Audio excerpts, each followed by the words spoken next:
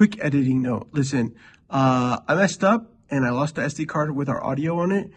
And I was like, I wanted to scrap this episode. But Marcel said, I've heard worse. So you get to, if you listen to this episode, thank you. From the bottom of my heart, thank you. Because the audio is not great. But if you make it through, I think there's some good gems in here. And with that being said, I'll get back to our regularly scheduled pod. Welcome back to another episode of Real Gems, where chatting about movies feels like hanging out with friends. I'm your host, Marcel, and with me, as always, is my co-host, Eddie. This week we discussed Alien, directed by Ridley Scott, written by Dan O'Bannon, and Ronald Shusett, starring Sigourney Weaver, Tom Skerritt, John Hurt, Vernon Vicari, Ian Holm, and more. In this episode, we discuss why people don't make movies like this anymore, the true meaning behind the xenomorphs, and why Suspense is a true king of horror.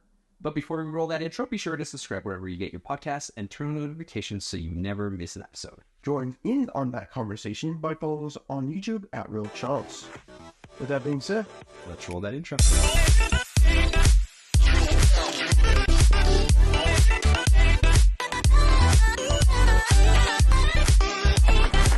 okay, bro, you know what with it? I have the question of the day. You ready for this? No, but let's go. It's not a pop quiz, so you're welcome. Because, actually, we watched it, but when I was editing it, I was like, I didn't do that bad. No, you got like half of that right. Yes. Maybe less. But I will tell you, you're too slow, bro. Delivering the questions. Also, I need to put you on an unregimen. Unregimented? Unregimented. Yes, you have. I gotta start sending you the podcast before you just your take, so that you can hear all of your ums. Well, it's okay, we both do it, but sometimes, some days when I'm tired, There's a lot of ums. there's a lot of ums. Yeah, I believe that. In any case, give it to me. Okay. So I'm going to name 5 popular sci-fi aliens. Okay? Okay. Out of these 5, 3 want to kill you. 2 are on your side. You choose.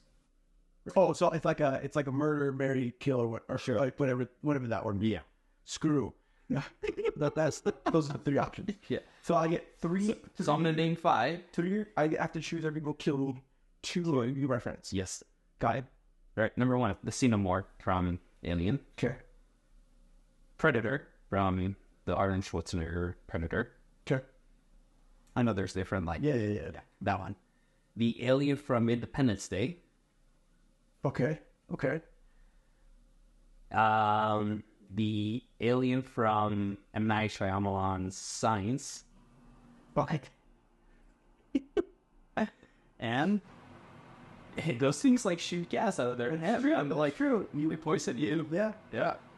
And the camouflage. And the camouflage kit. And Stitch from Lilo and Stitch. I'm gonna take the Lilo or Stitch. I'm taking Stitch and Predator as my rules. Oh, really? And my backup. Yeah. And then going after the rat. And so we're so quick after you. Between those 2 fools, I think we stand a chance. Between Stitch and the Predator. Yes. Stitch is indestructible. Stitch is nearly indestructible. He knows how to handle any weapon and craft ship. Okay. He's also small and can adapt to situations. The Predator also is top tier predator.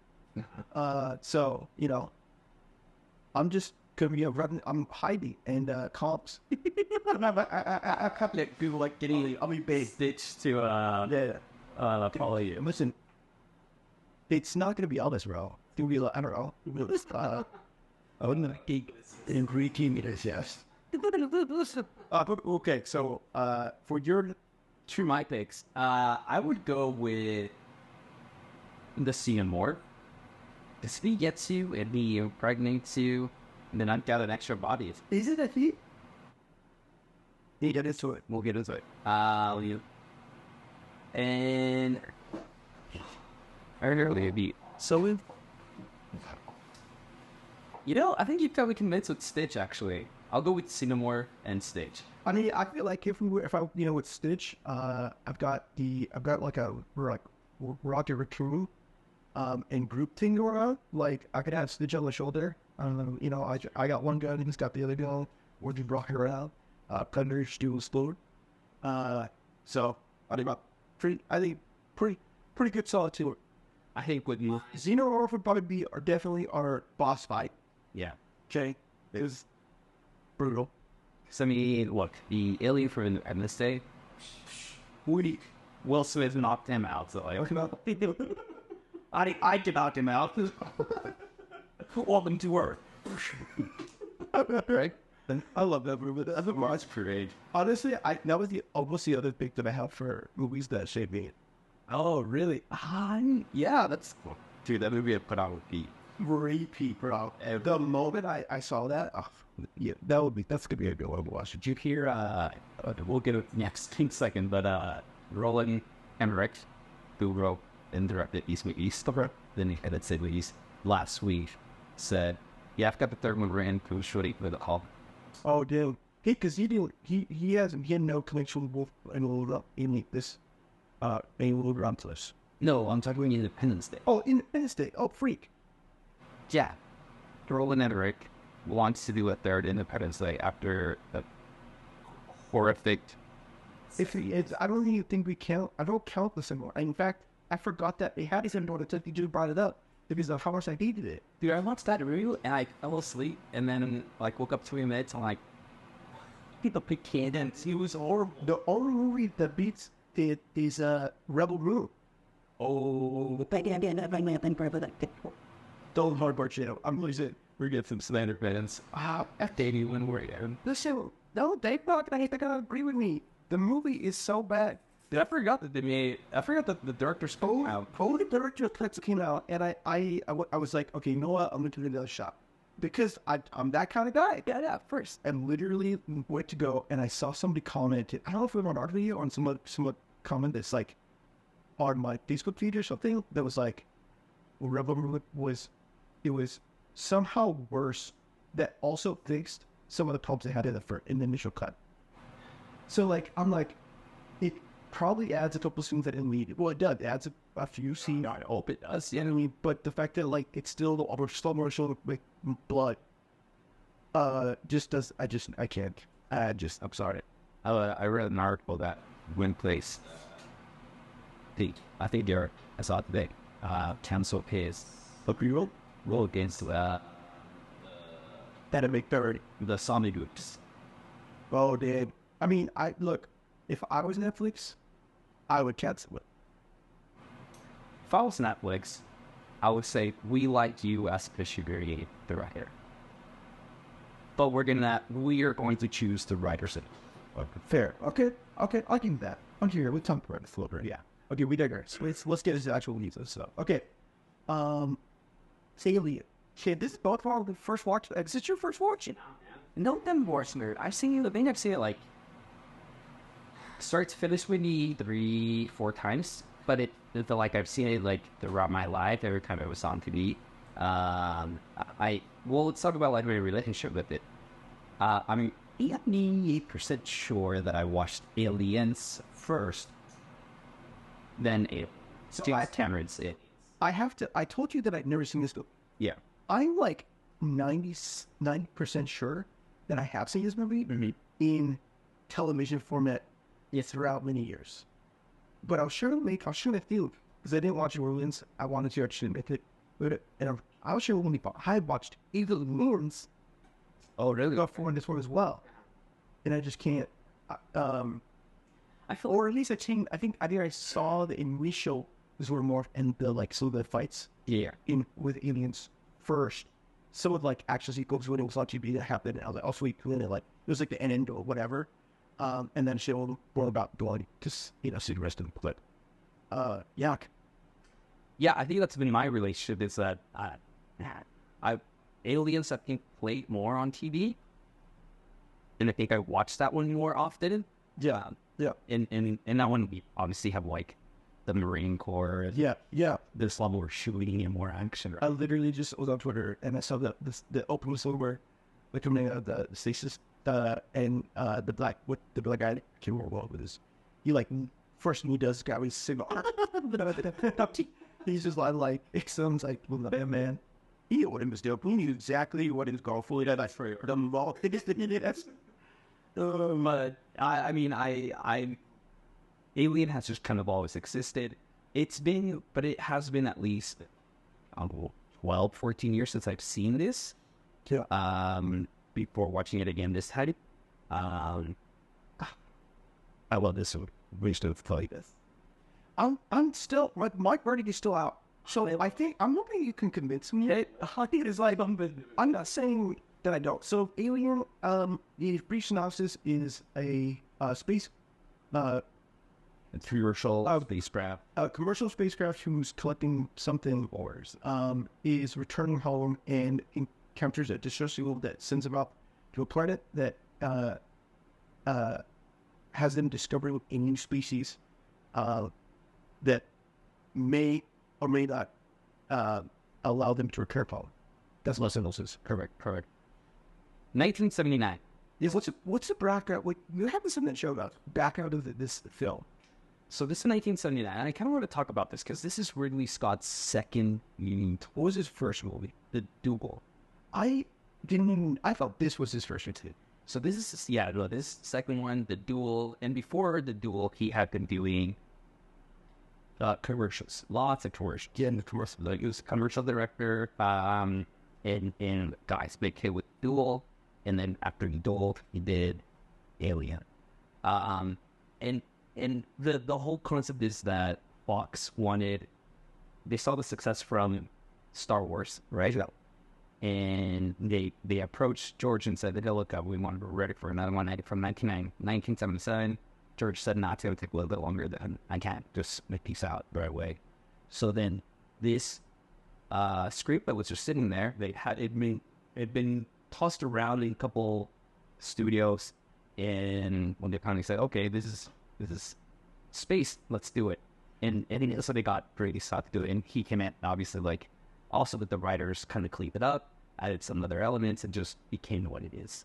So I think it's a unique era, 1979, because if you think about the 70s and you think about, like, this movie's often considered like horror in outer space or sci-fi. If you think about what horror was in the 70s, you had The Exorcist, The Omen, and Texas Chainsaw Massacre. Those were your true, like, slasher horror movies. It is okay. No? Yeah, you have like Invasion of the Body Snatchers or other things like that, but like true horror, those were your three options. Okay. And then this movie took that, and Ridley Scott often talked about how he was mainly inspired by 2001, Star Wars, and if he says, I wanted to make Texas Chainsaw Massacre in outer space. And that's what this became, right? So like those three movies is what kind of influenced him. Okay. In his approach to Alien. But like this movie just rocked what we would know. It kicked off his career. Yeah. Kicked off Sigourney Weaver's career. So like I just think it's impactful. It's such a unique time for this movie to have. I think you're right. I really wish we called in our good buddy Sean, which I think with our schedule and your schedule going on, because I think he went to go see that movie, or was like it was a very packed premiere. So like he would have had some good stuff to say, and I would love to have him on. But this movie, I can see where you're saying what some of the influences that come into play with, those what they were trying to do. And let's talk a little bit about the cast. Yeah. Because the cast to me is something that I think I was trying to like take out, because the trailer for Alien Romulus feels way more heavy. It feels more Alien Lords, with more people, kind of some personal dynamics of some kind. There seems to be more, but I was surprised how much this film, how little dialogue there is in this film. Yet we still have pretty good feelings over some of the crew members, as well as the things that we need to move story forward. And so I don't know. Where do you want to start with this? Do you want to start with actors? Do you want to start with like dialogue? What do you want? Let's start with the actors and the characters. Here's something that I think you bring up a great point. It's a very lean cast, right? We often talk about here on the podcast about like how we love a good like massive cast, ensemble cast, right? This is very lean, but very efficient. Super, yes.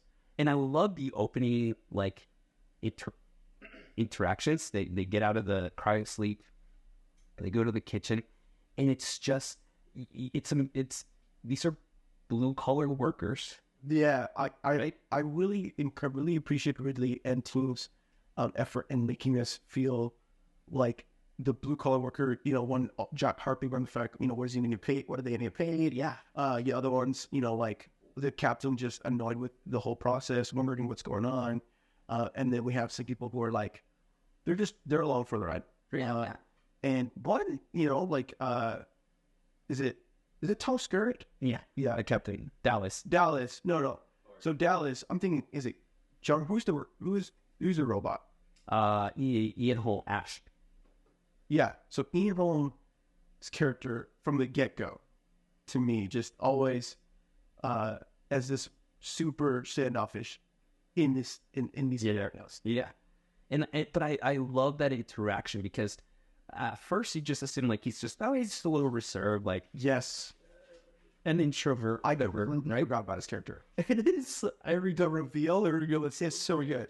But you have these interactions, and I love just like the dialogue that they're having about, you know, pay disputes. Yeah, and like, do we really need to do more work? Like, are we going to get paid more if we're doing more, right? Yeah. And I think a movie like this nowadays would have, you know, your characters talking about like, oh, I can't wait to get home and like lay out by the beach or be with my family or whatever. Like, they'd be forcing it a little bit too much to make us care for these characters. Yeah. Whereas the movie decides to just, you know, like let's treat them as real people. Yeah. Having real conversations, and then we'll flesh them out as time goes on. And I think that just lays these characters perfectly for what we're going to. You talking about this makes me realize how much it, like, for a film like this, we don't need a lot. No. For characters. Exactly. We need a base. We need something that feels home. We need a home base, right? At the table, eating food, coming out of cryos, talking about work. What can be more relatable than that? What can be more relatable? And what can be more relatable than being at work and getting pulled into a side project that you were really expecting to do, right? Like 100%. Like, of course, like we've all been in that position. Like, this is what I sign up for. Like, what's the benefit here, right? And so those interactions are great. And I love, I mean, Tom Skerritt as Dallas is just great. Dude, if I was going to say a couple of things about when it comes to the characters, I think I wanted more from Tom Skerritt and I wanted more from Sigourney. Just in the early stages. It's not that, because Sigourney, I think they write her, I think they found what they wanted from that character, from Ripley's character, or maybe, you know, they wanted it all along. But I don't know what it is about that first act into that second act where I just wanted a little bit more from Dallas as the captain dealing with what they're trying to have to deal with. Especially as they come into the landing, they have a rough landing. The ship's not quite fully up to exit and having to deal with his Harry and or Brandon Parker as the mechanics to give him the part, having to do this stuff, having to deal with the fact that he's probably mentally thinking, what am I going to do with this guy? Yeah. Like, and plus, I also love the fact that the mother aspect. I think they did enough with mother, but that whole aspect, I think having that play of like him dealing with what he has to do to mother's instructions, or even like thinking what Durham would want to be doing, what she wants specifically, right? Could have played in benefit for Sigourney's character later on. Short, or to Ash in some capacity. Yes, okay, sure. But what I love about not doing that is that any of these characters can be our protagonist. It is not defined. Like, if you watch this, yes, Garrett has top billing, right? Correct. But, like, you watch this for the first time or after a while, and you just start, like, who are we cheering for here? Yeah. What are we following? That's right. And I love that you have Dallas, you have Kane, you have Lambert that decide to go out into the. Lambert did not want to go out. Well, that's true. He did not want to go out. But like, you have these three that go out there, right? Yeah. And so we're following that. But then we see there's like some weird dynamic between Ripley and Ash, and then you have the two lower deck guys, so to speak. But like, so I love that dynamic that as a writer, you bring me into this world, into this staff or this crew. Yeah.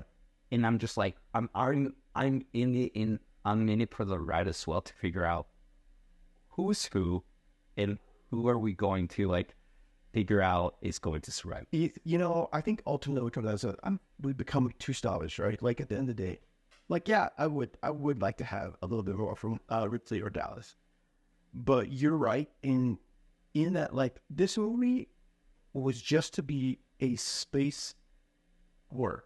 Yeah. And I think the characters, we got Sigourney Weaver, who solidifies for herself as a film woman to have, and who like watching her, a young Sigourney Weaver, and then thinking about Avatar 2, that woman had it from whenever she was born, bro. I think she was born knowing in some capacity. Like, I don't know much about Sigourney Weaver's life or whatever, but I know every single time I think about Sigourney Weaver's movies, babe. It's funny because, like, I had the same thought of the last movie we discussed or we talked about was Way of Water, Avatar, right? Yeah. And I think you and I both had some gripes with her playing like a kid, right? Yes. And but after watching Alien, I was like, I'd take that back. Yeah. I'm remembering her performance in Avatar, The Way of Water, and I'm like, no, she was great. She continues to be great. Yeah. And she's very selective with her movies. She's not constantly putting out stuff. Real. But she constantly works with Ridley Scott, with James Cameron, and a handful of others, right? And she always brings her A. And this is another thing. I know we're talking that we want to do like that filmographies of character, specific actors to talk about Tom Hanks, and I want to do Sigourney Weaver. I agree. She's amazing. She's great. But yes, like, it solidifies her as this character and this action star, right? But if you look at her, like, to your point, like, there's little dialogue from her part. She doesn't, never in this movie does she come out with a machine gun and start shooting the alien. She never, like, does anything drastic or what we would expect an action hero to do nowadays. Right. She is determined to survive, but she also has empathy, right? Yeah, so I think the way, like, to me, I think it's her, I think she's just so relatable.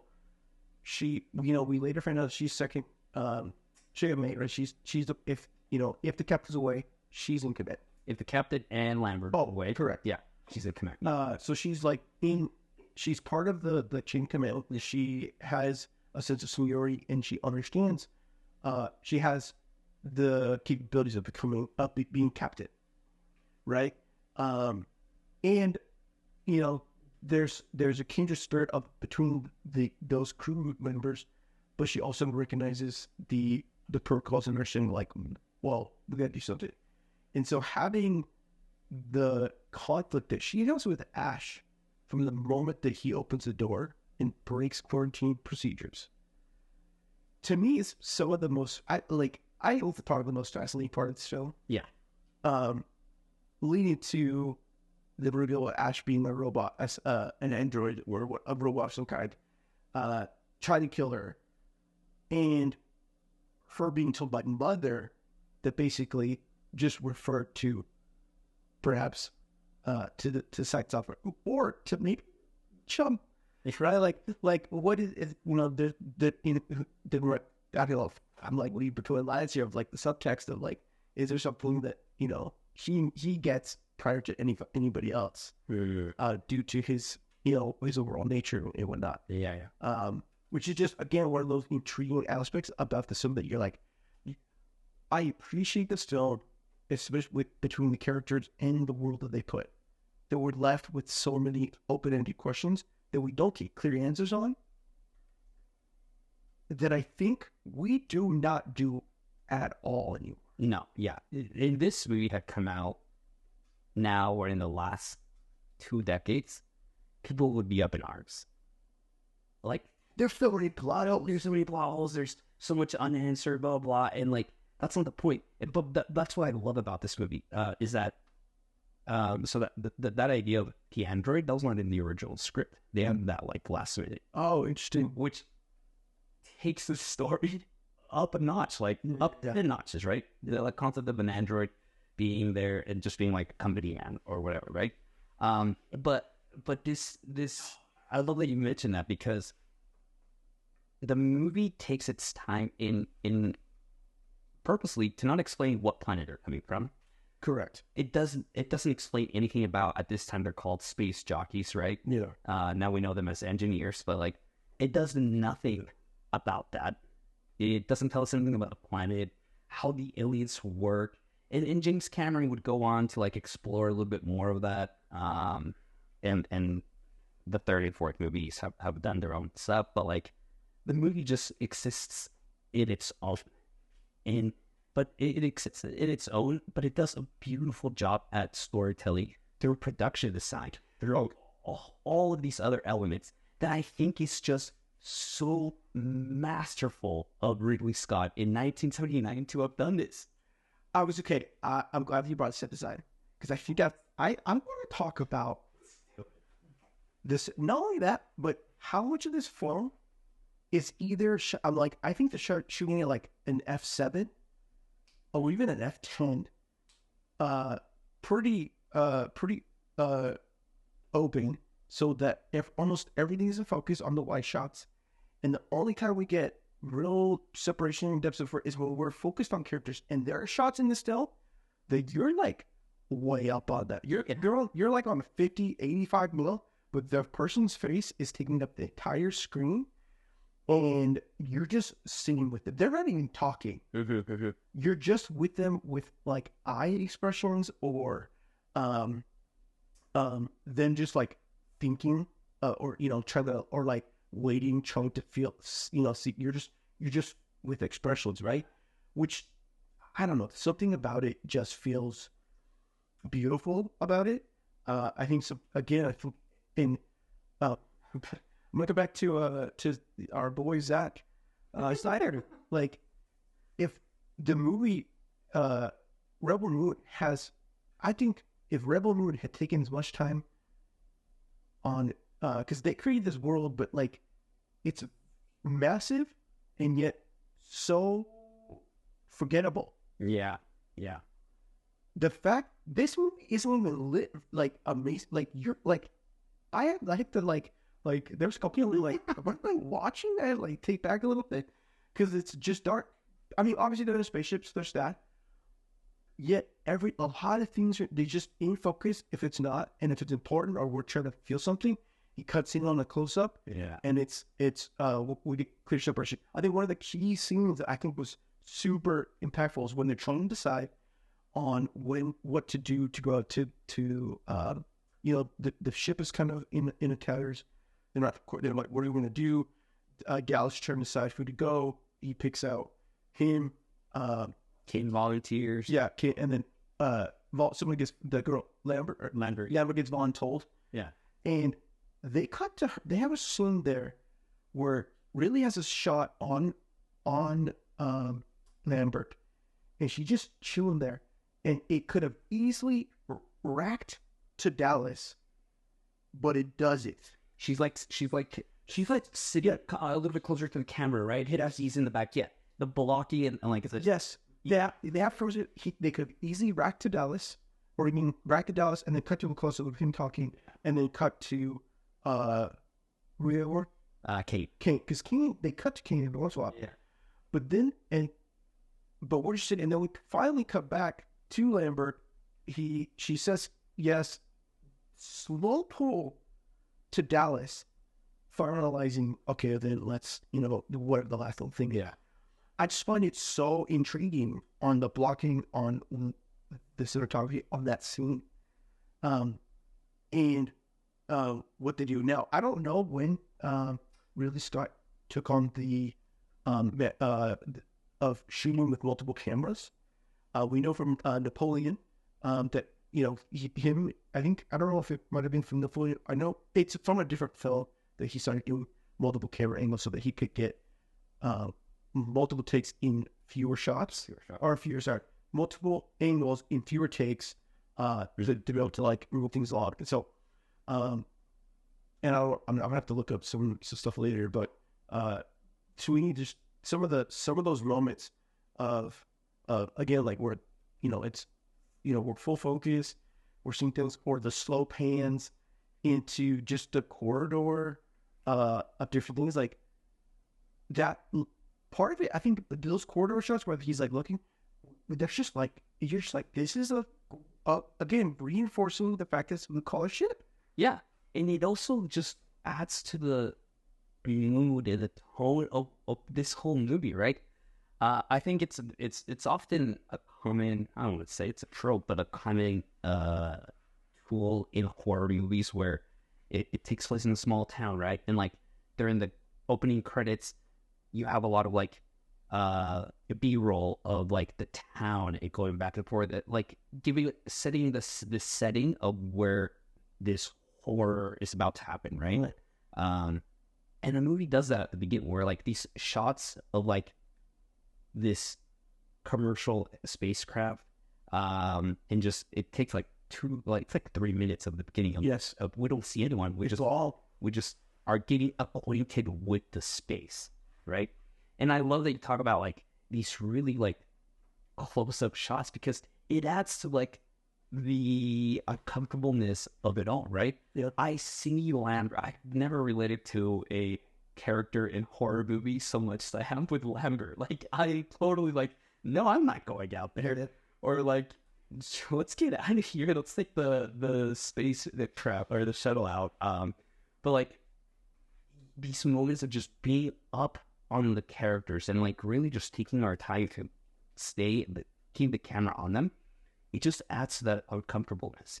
We talk about, in Mission Impossible, the use of that jingles and how it gives us that like off-putting feeling, right? But here it's not that. It's just being really close and just looking at these reactions. But for it's either for purpose or for us to find some kind of for it to inform what we should be feeling. Yeah, they're not telling us how to feel. We are either going to accept the feeling that they're feeling, or again, it could have been the duck dream was for someone else. It's, I don't know, to me, very, very much, I was reminded, I think that Ripley, and Steven Spielberg, both, I saw a great video essay of somebody on YouTube talking about Steven Spielberg, and he doesn't shoot shallow. Yeah. And he often shoots wide. Yeah. Right? And that part of it is, and because he crafts every part of the image matters. Right? Something that it's easy to forget in an era where we have cameras that are so good that we have full frame. That's, because most of these cameras are Super 35. Yeah. Middle edition, which is a bit of a crop, slash maybe it's maybe slightly smaller depending on the era. I don't know what this is. I'm sure RE is so kind. Film camera of some kind. But in any case, the fact that like we have access to super shallow depth of field. I can, the lens that you have on, I could throw it down to 1.8. I could completely blur out the background here and just raise your theme focus on that. Yeah. Right? But, okay, cool. Like, that's something, we think of Army of the Dead, or Army of the Dead. Back to Psych. Back to that. Super thin, like, razor ship margin. And although he does it well for different purposes, I almost think I lean to wanting to maybe stop down more when I'm out shooting. Yeah, okay. Right? Like, why am I? Yeah, like I was at a fair in like a church, California, and I was like, oh, I'd probably get, but if I focus on more, not just like the first 30 people, maybe the 5 lines, getting the expressions of all 5 of those lines instead of just 3 or 4 people up here, feels more powerful. Like it's what some of those things that sometimes you just with the $2 should we have. So easy just to just always be wide open. Yeah. Sharp to be as focused in the background as possible. Where if we think, okay, let's work backwards. Let's not. Like, what can I do to make that background or the set feel? Yeah. Or what I needed to do. I like that. Yeah. I was watching an interview with Ridley Scott from a laser disc. Just from 1992. Anyway, and he's talking about how he used, going back to like the set design, he used 3 different designers. One for the Nostromo, for the ship that they're on. Another one for like the planet, LB 1494. They beat enough to indie, sorry. And then another for the space junk for the Aduir and Shin. And his whole approach was, well, I wouldn't want like these are 3 different trades, 3 different Jobs. sets that in this world would have been created by 3 different societies, right? Well, why would I have one person create all 3 set designs? Got it. And that's so smart because there is such a feel to the Nostromo, right? There is a weak feel to the space jockey, the engineer's ship, and then the terrain of the planet, right? And that's what makes this movie so immersive, is that there is a lore here.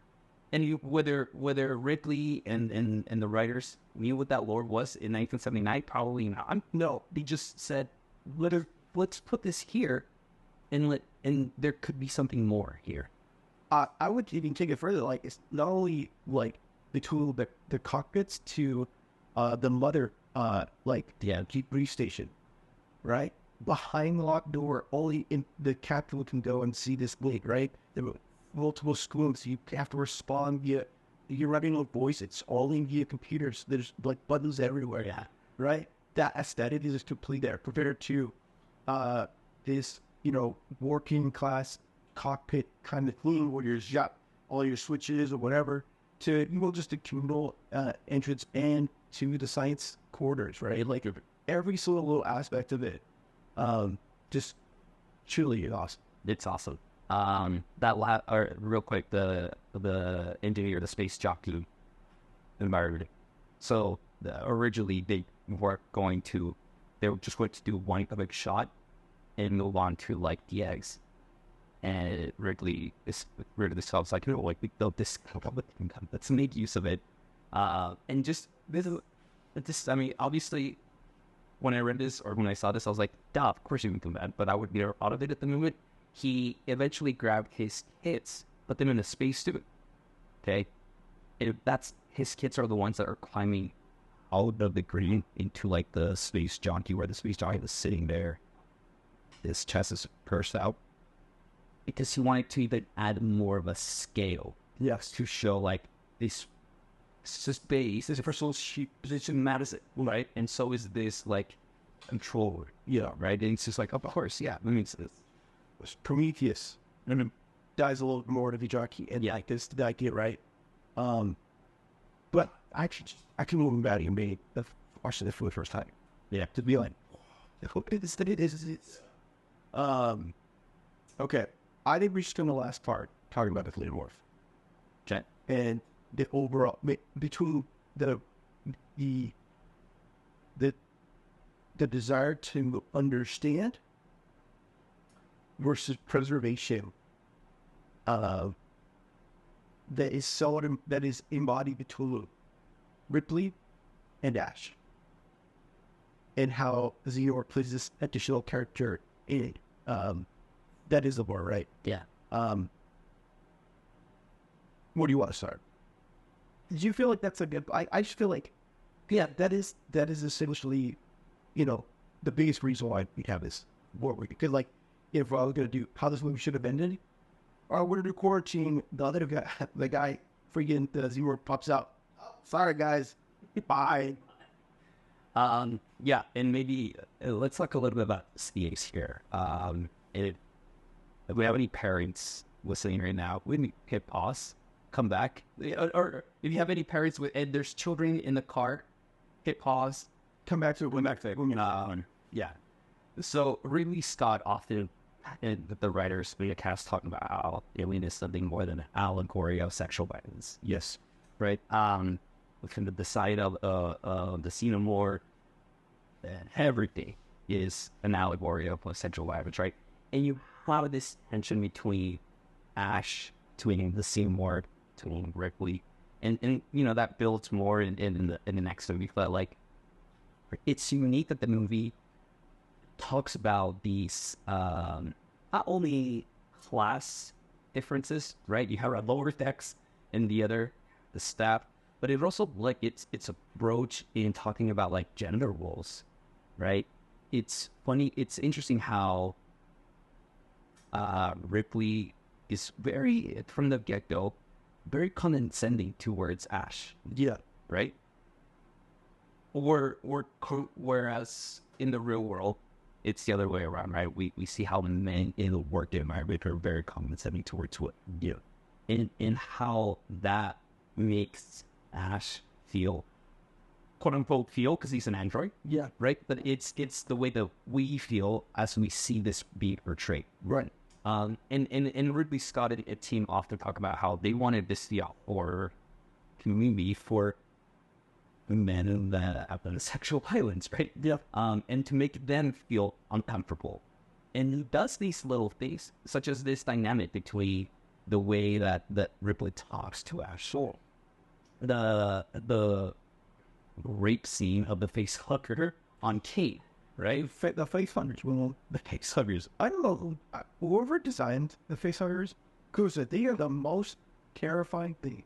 And they were supposed to be actually like dyed in the really like skin tone. But when they brought them out and showed them to Ridley Scott before painting them, he said, "Nah, let's do it in that weird natural color." Oh, interesting. Which makes it even more Oh, yeah, 100%. uneasy. But then obviously like this dynamic, and it's interesting when Ash tries or attempts to kill Ripley. He puts her in this room in one of the bays where there's porn around him. Yes. And I remember as a kid being like, why are you killing her with, I'm having a scene like, Yeah. Yes. that is so inefficient. Yeah. But there's a symbolism there, Yeah. which is he uses a nudie magazine, Yeah. rolls it up and shoves it down her throat, right? And you see like the way he approaches her, it's very like there's this frustration. I don't know if it's like a sexual frustration, or what, but like there is this frustration from him to her that he decides to kill her with this nudie magazine and shove it down her throat. Right. Anyways, there's so many of these little elements throughout this whole story about these gender roles and how comfortable it is. But the reality of it, and how it's purposely designed and shot to be uncomfortable. Yeah. This conversation's been brought up yet again on TikTok over the last couple of weeks with leading up to Yellow with Romulus and more marketing being done with facehuggers and people like putting on facehuggers. Yeah, I cover Colin slash there you go, or Clemson. And yeah, they were right. Like just then like light around and that understand the people who know the film. Anyone who knows it, like it's super uncomfortable, right? And so, but not only that, but like the idea, because the xenomorph itself be going and attacking and impregnating, right? Because that's what the xenomorph they like the face hugger will impregnate you. Well, yeah, impregnate you, and then out of the born xenomorph. Correct. Which is again another like symbolism of a birth, but of rape. Yeah. Of unforced, unforced rape and unforced birth, right? But and then obviously the very obvious the sign of the xenomorph. It's phallic shape. Like that is a penis. It's like let's just say it, and then it opens its mouth, and another one comes out. What the heck? I just want to be. Is genetic trying word of this stuff? Well, H.R. Giger, who designed the aliens, and very famous for it. The story that he was traveling and flying to. I think they shot this in Pinewood Studios, and as he was traveling, a security stopped him at the airport as they were so like they thought his drawings were so disturbing. Oh, like what are you doing? He's like, oh, it's for a movie that I've been hired to do. That's where I'm flying out to. But yeah, I mean, like the design, obviously, the xenomorph is that, and obviously the forcing yourself onto the character and impregnating them. And there's a line that Ash says, or Dallas and I are talking like, is he alive? Talking about Kane. Is he alive? Oh, it appears he's in a induced coma and can't move. Right. Like a victim of sexual abuse that gets shocked and can't. Faust says can't move. Right. Like it and so like it's and we talked about this in last year during our Halloween movies, how horror is so often used to as a metaphor. Horror films are used as a metaphor to address social commentary. Yeah, and this movie does that perfect. It always it continues to give that and taste of that. And sure, like in the, have you seen the third or fourth movies? Which one? Okay, so there's Alien, Aliens, Alien 3, and then Alien Resurrections. Okay, so I've only just seen. I want to say I've seen Alien 3. I've seen bits of because I think there's roughly the same time as like they were trying to do the ADP. Sure. Yeah. It was like after. Came out in 96. No. Then I'm not. Then when did Resurrection come out? Yeah, I think maybe I'm thinking 97. Alien Resurrection. Also maybe Alien 3 came out in 90. No, then I think I have not seen. I think 92. Oh, I saw Covenant. I'm thinking of Covenant. And then they tried to do. I have not seen those other two, 3 or 4. Yeah, maybe I have. No, maybe I have seen 3. I've seen bits and pieces of it. David Fincher wrote this, or directed this. It's a hot mess of how he got involved into it. He tried to quit the movie like 5 times. And wasn't allowed to, and just became like a hot mess of a movie. But I never saw Ford either. But it's unique. Its approach to telling the social commentary. Yeah, and it does it in such a horrific way. But it's efficient. I'm really intrigued. From the trailer, I feel like they're even amplifying this. They're adding like double the amount of the whole facehuggers and xenomorph style for Romulus. For Romulus, right? That and my hope is that they stay true to what Alien and Aliens with Ridley Scott's, sort of visual and storytelling Bible for these stories, that they hold true in that movie. Because from the story, they have some amazing, the horror aspect, the space thriller horror act part of it. I think they got locked. And I think that they have the right amount, the right cast, and perhaps some of the initial teaser trailers where it just showed the roar spaceship and that it could still play out. They try to provide us what Ridley's done in more of a modern cinematography and filmmaking vocabulary that we may be more accustomed to. They usually not the holding of a shot as longer, or whatever, but that we still get kind of the same feel overall.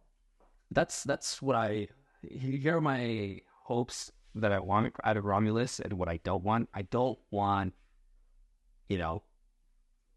double the more the merrier, right? I don't want this movie. We don't see the xenomorph until an hour and 20 yet, and even then, it's only for split seconds, right? The suspense. We didn't talk about this, but the way Ridley Scott builds on the suspense, the first step. Dude, outside all so masterful. As they go look for Jonesy, freaking Jonesy, Jones. But as they go look for him, it's 6 minutes, yes, of him going out looking for Jonesy, and just it's incredible. But this is what I want out of this movie. I want, especially because I also went out and watched Prometheus and Covenant, which it's something really. They're great. They're funny, but fun. They're very different to Alien. Correct. And so I kind of want to scale down of build the suspense for me. I don't want to see a xenomorph until the second half of the second act, or maybe not even until the beginning of the third act. Really build out the suspense for me. Because you can the thing, you should. Don't give me a bunch of xenomorphs. Don't give me a bunch of pace hovers. It looks like that's what it might be. But I would love for them to just kind of take the same approach of building out these characters and the situation that they're in, and how the xenomorphs stay involved into it all. One, that's one thing I hope doesn't happen. And I also hope that they don't lean too much into the horror aspect of it all. What's really unique about Alien and Aliens is that these movies weren't directed by horror directors. Yeah. Whereas Romulus is being directed by Fede Alvarez, who is known for his horror movies. Right. And so I hope they didn't come to him and say, hey man, do whatever you want and really lean into the horror. Because that's not what these movies at the end of the day are. I'm grateful you said that, because you're 100% correct. I think what makes these movies amazing is Ridley Scott's storytelling, visual storytelling, and his strong direction, but that his masterful ability to hold on the release of the tension. Yes. He will sit with the dissonance for as long as he feels it's necessary. I don't know if this is correct, but I feel strong that he probably is in the edit on a more regular basis than other editors or other directors. Because they'll maybe edit the thing, and then he comes in and he's like, let's feel this. Nope, hold it longer, or maybe not. Ready? Yeah. And having that feeling of uneasiness, and it not be because I think Sigourney. I think one of my favorites. I think is honestly what Sigourney. It feels like she has a sense of reprieve. And she's she gets to undress herself. To get into the sleep, yeah. And to cry her sleep. And just thought about that. See, it's just right. She's a right? And all of it, right? She's just, she's alone. Again, with the sense of the sex, the sexual reference when it to the xenomorph, but also to the horror. Yeah. All of it. The fact that the tension is so palpable. Yeah. And it's will she be able to get out of this alive? Mm-hmm. Will she make it, right? I mean, that's literally, I would say that is the third act. Yeah. Yeah. At the end of the day, like the second act is long. You kind of lean. There's a transition to that third act a little bit before it, but really that is ultimately the culmination of that film, and it is pure suspense. Pure suspense.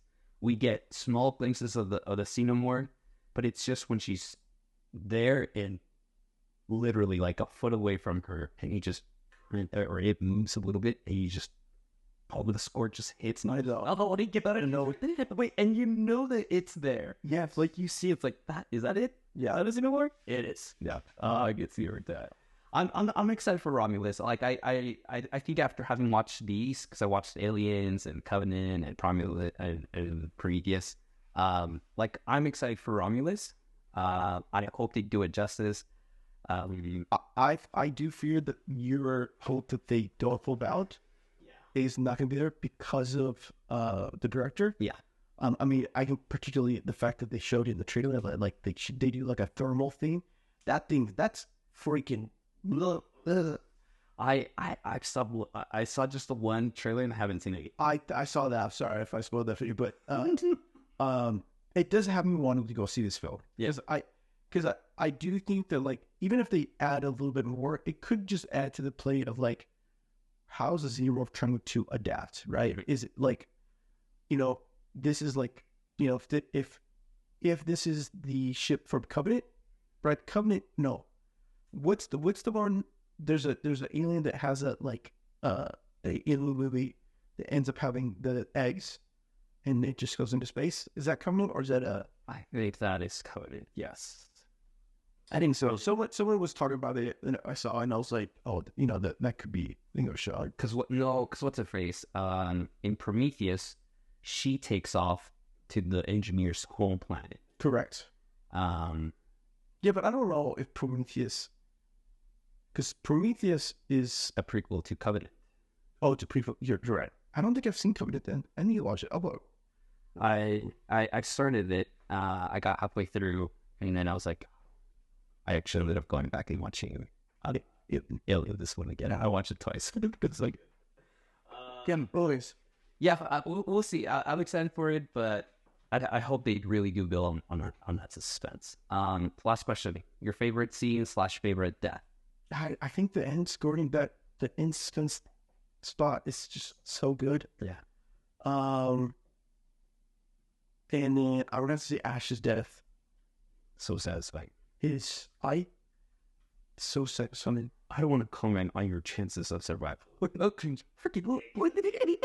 Oh man, I just when Sigourney gets the reply from Mother, she just looks back and it's right there. Maybe that might be right. The Mother interaction with Sigourney, with Ripley, and then her just annoyance and laying back, and he's just right there. Yep. And she just goes out like, Ian Holman is so good. Yes, so good. He is. And going back, and again, I watched it, and then going back the second time, like within days, I focused my entire viewing on him. Oh, interesting. How's that? It's masterful acting. There are little things that you pick up on, even though I know that he's an android, but like, because I watched it so I'm thinking about it. Yeah, I'm thinking about it, I'm like, oh my gosh, this guy. It's like, even like when he's about to like jump onto the sea, and he does this little like body of the. It's like, why would he want to do that? He's an android. Yeah, it's not like he needs to work himself up. Yeah, but it's these little things that he does to like try to fit in, to like his interaction. So he looks at it like when Sigourney Weaver walks in and she asks about how Kate is doing. He's watching the embryo on the tree, right? Yes. And he's like, no, he's fine. And he like turns off the screen. No, he doesn't. He's like watching, but he hides it. Yeah, he hides it. Yeah, right. That was the thing that I noticed too. I was like, what? Like this guy, he either knows, like the whole time, it's like this. He has some other secret mission. Yeah, it's 2001. Alien and Terminator that will make me never trust machines. I was just watching. I'm watching Captain Airfalcon and Winter Soldier. Oh yeah, And they're talking about the big four: aliens, androids, wizards, and monsters. That's right. Yeah, it's a little big four, baby. My favorite scene. I love the chest bursting scene. It's just it to this day it still holds up. It does. It does. It looks incredible. And you can read about like how the behind the scenes on that. But I think my favorite death is Dallas's death because he's in the air ducts and they're looking for Right. and like Think of Lambert, how birds is wishing that chips. Come on, right now, chips is freaking out. Just can't even like. She kill us, yeah. you just can't contain it. And like it's right there. And then but it's the only time where like he looks over, the camera pans over and then the alien extends its arms and it's so scary. I did joke at that part. I did. I was like, get that. It's a good death for a captain. We have to get that for a captive. Forgot about freaking Dallas. I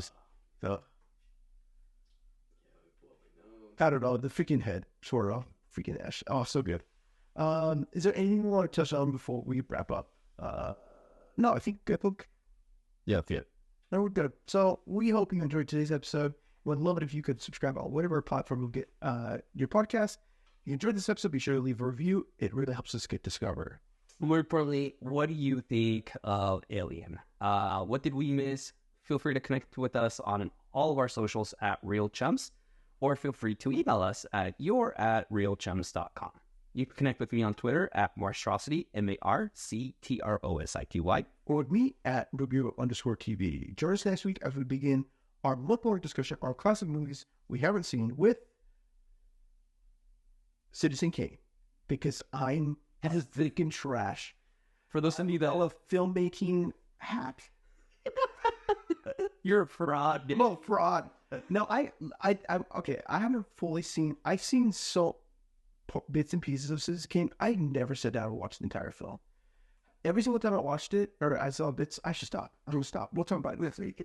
Go watch it, come back, and be in awe of its marvelous, glorious film making prowess. And go mention Danny for not watching this. Go give it a sort of trash, please. We'll see you in the next one later.